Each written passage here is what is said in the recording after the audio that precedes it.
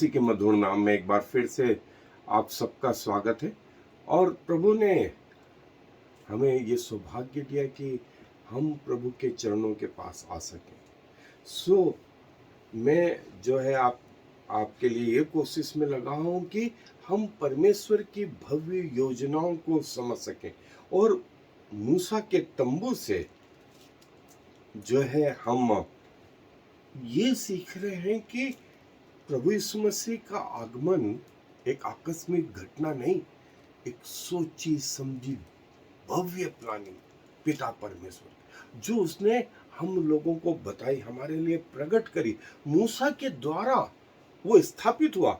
शायद उस समय के लोगों को यह नहीं मालूम होगा कि ये आने वाले प्रभु यीशु मसीह के लिए है। ये हमें इतने साल बाद मालूम पड़ता है कि प्रभु की प्लानिंग वहां नहीं, मूसा के तंबू में भी नहीं, वो तो पृथ्वी के आरंभ से थी, पृथ्वी के आरंभ से थी। मूसा के तंबू में हमें प्रभु दिखाई देता है, और एक जगह नहीं, दो जगह नहीं, ढेरों जगह। और जैसा मैंने कहा कि करीब 70 से ज्यादा एपिसोड हमने इसके बनाए हैं, YouTube पे उपलब्ध हैं। यदि आप चाहें तो YouTube पे मेरा नाम डॉक्टर S.J. बेंजामिन, उसके आगे टैबरनेकल ऑफ मोजेस ये डाल दें, आपको पूरे एपिसोड खुल जाएंगे। आप चाहें तो उसे 70 से 80 एपिसोड हैं जो आप देख सकते हैं, उनका अध्ययन कर सकते हैं, और आपको आत्मिक आनंद मिलेगा, आशीष मिलेंगी, और आप प्रभु की भव्य योजनाओं को भी समझ पाएंगे। आज हम उसका अगला हिस्सा ये देख रहे हैं कि प्रभु ने जब उन इजरायलियों को 12 गोत्रों को कहा कि अरेंजमेंट जो तुम्हारे रहेंगे वो इस तंबू के चारों ओर रहेंगे, 3 गोत्र पूर्व की ओर, 3 गोत्र पश्चिम की ओर, 3 गोत्र उत्तर की ओर, और 3 गोत्र दक्षिण की ओर। और उन गोत्रों के अलग अलग जो है वो भी थे, पत्थर थे, और हर गोत्र का एक मुखिया था। उन 3 गोत्रों में एक मुखिया, वो सुसमाचार को प्रकट करते थे। हर गोत्र का जो पत्थर था वो महायाजक अपने वस्त्रों पर पहन के रखता था, दोनों बाजुओं पे लगा के रखता था। क्यों? क्योंकि प्रकाशित वाक्य में जो नया यरूशलेम है उसकी नींवें इन गोत्रों के पत्थरों के आधार पे रखी गई। देखें, जो हिस्सा है निर्गमन का वो कहां है? प्रकाशित वाक्य में। देखिए आप, कितनी भव्य योजना, कितनी भव्य योजना। याजक उसको पहने हुए, मसीह यीशु नए यरूशलेम में उसकी बात करते हैं, और ये 12 गोत्र जो याकूब के 12 पुत्र, और इनको जब मिस्र से प्रतिज्ञा किए हुए देश में प्रभु ले चले, जो आज का प्रतीक है पाप से अनंत काल के जीवन में। और वो कैसे है, क्या है, आए मेरे साथ अध्ययन पे चले। जो अरेंजमेंट थे वो 12 गोत्रों के, देखें, संतान की उत्पत्ति प्रभु का अनुग्रह, और याकूब के 4 पत्नियां और उससे 12 संतानें उत्पन्न हुई, और 12 संतानों में से यूसुफ के 2 जो बेटे थे वे याकूब के पुत्रों के साथ गिने गए, एप्रेम और मनश्शे। और जो लेवी गोत्र था उसको प्रभु ने अपनी सेवा के लिए चुना। टोटल मिला के 13 हुए, लेकिन जब इनको बांटा, इनको उस देश में इनका हिस्सा दिया गया तो 12 को दिया गया, और लेवी गोत्रों को प्रभु की सेवा दी गई, और उनसे कहा गया कि तुम्हारी संपत्ति परमेश्वर है, धरती पे सिर्फ उतना ही जितना तुम्हारे लिए आवश्यक है। और नए नियम में आकर के विश्वासियों को क्या कहा गया? तुम याजक हो, तुम याजक हो। तो जैसा लेवी ग्रुप को कहा गया था कि तुम्हारी संपत्ति परमेश्वर है, वैसे हम जिन्हें याजक का ओहदा दिया गया, हमारी संपत्ति कौन है? परमेश्वर है। पृथ्वी पर हमारी आवश्यकताएं पूरी होंगी, ये जिम्मा परमेश्वर का है। और परमेश्वर की सेवा हमारा जो है सौभाग्य है। परमेश्वर की सेवा हमारा सौभाग्य कि हमारी अयोग्यताओं के बावजूद परमेश्वर हमें अपने पास आने देता है, हमारी आराधनाओं को ग्रहण करता है, हमारी प्रार्थनाओं को सुनता है, अपने वचन के द्वारा हमसे बातें करता है और वचन सुनाने में, प्रचार करने में हमारी अगुवाई करता है। आत्माएं जीतने में परमेश्वर हमारी अगुवाई करता है। ये वो ग्रुप था। और देखें, ये 3-3 का ग्रुप, 3 गोत्र जो है पूरब, 3 गोत्र पश्चिम, 3 गोत्र उत्तर और 3 गोत्र दक्षिण। और ये अरेंजमेंट था इस तंबू के चारों।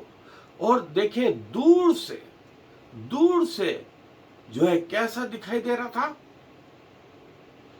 बिल्कुल क्रूस के जैसा। और बिलाम ने, जब राजा बालक ने उसको बुलाया कि आकर के मेरे निमित्त इन इजराइलियों को श्राप दे, क्योंकि जिसको तो श्राप देता है वो श्रापित होता है, जिसको तो आशीष देता है वो आशीषित होता है। बिलाम आया, उसने पहाड़ की चोटी से क्या देखा? क्रूस। और ये क्रूस कैसा जमा हुआ था? पूरब पश्चिम उत्तर दक्षिण। उन्होंने बोला परमेश्वर इनके बीच में, ये परमेश्वर की प्रजा है, इनको कैसे श्राप दें? और उसने सारे श्रापों को आशीष में बदल दिया। ये वो अरेंजमेंट था। पूरब पश्चिम उत्तर दक्षिण, ये वो अरेंजमेंट था। और देखें, ये क्रूस जो है इस तंबू के चारों, और ये लेवी ग्रुप और परमेश्वर इनके मध्य में। और बिलाम ने जब देखा तो उसे क्या दिखाई पड़ा? कि क्रूस है, परमेश्वर की रोशनी इनके बीच में, परमेश्वर जो है इनके मध्य में। मैं कैसे इनको श्राप दूं? मैं दे ही नहीं सकता, चाहे मर जाऊं और चाहे बालक जो है अपना घर भर के मुझे संपत्ति दे दे, तो भी मैं ये काम नहीं कर सकता। और उसने इजराइलियों को आशीष ही दी। ये क्रूस का अरेंजमेंट इजराइलियों को शायद समझ में नहीं पड़े कि ये इसका ऐसा अरेंजमेंट ऐसा क्यों। हमें आज मालूम पड़ता है ये क्रूस कुछ और नहीं, ये मसीह यीशु को प्रकट करता। ये वो कैंप था और इनकी संख्या इतनी थी, 20 साल से अधिक पुरुषों की संख्या, लगभग 6 लाख के करीब, 20 साल से ऊपर, और उतनी संख्या स्त्रियों की। सो कितने हो गए? 6 और 12, और 12 लाख पुरुष और स्त्री 20 साल से बड़े, और 20 साल से छोटे वो भी 12 लाख। टोटल कितने हो गए? लगभग 24-25 लाख। और यदि 25 लाख एक के ऊपर एक जानवर माना जाए तो 25 लाख यदि मनुष्य हैं तो 25 लाख जानवर। टोटल लगभग कितने प्राणी? 50 लाख। 50 लाख लोगों को रोज भोजन खिलाना, 50 लाख प्राणियों को पानी, सारी व्यवस्था, उनमें घर का उजाला, दिन में तो सूर्य की रोशनी, रात में परमेश्वर की आग, दिन में बादल का खंभा, जंगल का रास्ता किसी को नहीं मालूम, परमेश्वर को मालूम। और परमेश्वर इन्हें लिए चला। और देखें, ये गोत्र, ये रहा तंबू, रूबेन और यहूदा के गोत्र का सींग, फिर दान और एफ्राइम, इसका अपना महत्व है, स्थान है। देखें, रूबेन कि गोत्र का जो हिस्सा है वो जो है मनुष्य का पुत्र, मनुष्य का चिन्ह, और यहूदा सिंह के समान, दान जो है ईगल के समान, और एफ्राइम बैल के समान। देखें, चारों सुसमाचार को ये चार प्राणी प्रकट करते हैं, और परमेश्वर के सिंहासन के चारों ओर चार प्राणी, फिर 24 प्राचीन। देखें कैसा महत्वपूर्ण स्थान। उत्पत्ति की बातें हैं, परमेश्वर ने अपने सिंहासन का वर्णन इस सांकेतिक भाषा में कर रखा है, जो स्वर्ग में प्रकाशित वाक्य में है। स्वर्ग के बाद में, मतलब पृथ्वी के बाद में भी परमेश्वर के सिंहासन का वर्णन, और परमेश्वर ने इसको कहां प्रकट कर दिया? उत्पत्ति में। पृथ्वी बनी है, पृथ्वी बनी है, उसके कुछ क्षण बाद ही जो है ये हिस्सा प्रकट कर दिया परमेश्वर। ये वो गोत्र के जो है मणि, ये वो गोत्र के मणि। क्यों याजक और महायाजक को कहा कि अपनी छाती पर ये 12 मणि लगाना, और 6 एक कंधे पर, 6 दूसरे कंधे पर? क्यों? क्योंकि नया यरूशलेम जो पृथ्वी के अंत के समय में ऊपर से उतरेगा, उसके 12 जो नींव जो है वो इन मणियों के हैं। देखें, फिर से उत्पत्ति की बात परमेश्वर प्रकाशित वाक्य में करता है। मतलब परमेश्वर की, मैंने क्यों बोला भव्य योजना है। भव्य मतलब हम इस बीच में हैं, और परमेश्वर ने पृथ्वी के आरंभ से ये योजना बना के रखी, और पृथ्वी के अंत में, उसके बाद में परमेश्वर बताता है। क्या कहेंगे आप? क्या कहेंगे आप? ये है परमेश्वर, ये है परमेश्वर। ये जो है, जो हमने देखा रूबेन ईस्ट में, यहूदा उसका चिन्ह सिंह, और ये चारों प्राणी हमने देखे, चारों सुसमाचार, और परमेश्वर के सिंहासन के चारों और चार प्राणी। सो ये वो pattern cross in the wilderness, जंगल में क्रूज, इन लोगों को समझ में नहीं आया, लेकिन परमेश्वर अपनी योजनाओं के अनुसार वो किसको प्रकट कर रहा था? मसीह को प्रकट कर रहा था, मसीह को प्रकट कर रहा था। और एक चीज नहीं, ढेरों, जो मैं आपको आगे बताने वाला हूं। सो मेरे साथ जुड़े रहें, रोज आपकी कोशिश, यदि आपको समय मिलता है, जब भी आप खोलें, और प्रभु आपको आशीषित करेगा। ये वो महायाजक के छाती पर एपोद इसको बोलते थे, इस पर ये वो 12 जो है मोतियों के अनुसार, जो 12 गोत्रों को, और 6 इधर भी, 6 इधर भी। क्यों? ये अरेंजमेंट था तंबू के चारों ओर। और जो हमने देखा कि 4 प्राणी 4 सुसमाचार को प्रकट करते हैं, 4 सुसमाचार को प्रकट करते। मती जो है प्रतिज्ञा किए हुए परमेश्वर का मसीह यीशु है, वो प्रतिज्ञा किया हुआ राजा है। और यहूदा का गोत्र, और दूसरा मरकुस रचित सुसमाचार सेवक के रूप में प्रकट हुआ। बैल लूका रचित सुसमाचार वो मनुष्य का पुत्र है,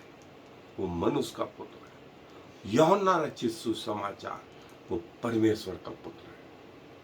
देखिए कहां से कहां तक और प्रकाशित वाक्य का जो है 5वां अध्याय, परमेश्वर पिता के सिंहासन के 4 प्राणी, वो ये 4 प्राणी कहां पर प्रकट है? मूसा के उस तंबू में जो अरेंजमेंट है उन लोगों के ठहरने का, वहां से प्रकट है। ये वो 12 जो मोती, हर मोती जो अलग अलग गोत्र का अलग अलग, और महायाजक इसको पहना। क्यों? क्योंकि प्रकाशित वाक्य में नए यरूशलेम के जो फाटक हैं वो इनके नामों पे है। देखिए, उत्पत्ति से जो शुरू हुए प्रकाशित वाक्य तक आ गए, ये देखिए।